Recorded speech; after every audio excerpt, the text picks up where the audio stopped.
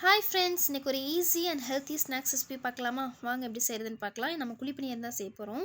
First ஒரு பேனில் வந்துட்டு கோதுமை மாவு வந்துட்டு 1 கப் அளவு சேர்த்துக்கோங்க. சேர்த்துட்டு நம்ம இனிப்புக்கு ஏற்ற மாதிரி வந்துட்டு நான் வந்து கருப்பட்டி சேர்த்துருக்கேன். ஏன்னா வந்து ஹெல்த்தியாக இருக்குன்றதுக்காக நான் கருப்பட்டி சேர்த்துருக்கேன். உங்ககிட்ட எது இருக்கோ நீங்கள் சேர்த்துக்கலாம். சர்க்கரை, வெல்லம், கருப்பட்டின்னு எது வேணால் சேர்த்துக்கலாம். ஹெல்த்தியாக செய்யணும் அப்படின்னு நினச்சிங்கன்னா நீங்களும் கருப்பட்டி சேர்த்துக்கோங்க.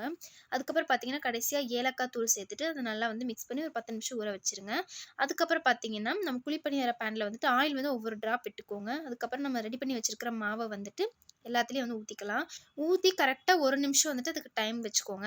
1 நிமிஷம் கழிச்சு திருப்பி போடுங்க. ப்ரவுன் கலர்ல இருக்கே அடி பிடிச்சிரும் அப்படின்னு சொல்லி நெனச்சுக்காதீங்க. நான் வந்து கருப்பட்டி சேர்த்துருக்கனால அதோட கலரே வந்துட்டு அதுதான். ஆனா வந்துட்டு சூப்பரா இருக்கும். நீங்க வந்து கண்டிப்பா அத ஒரு நிமிஷம் வச்சு ட்ரை பண்ணி பாருங்க.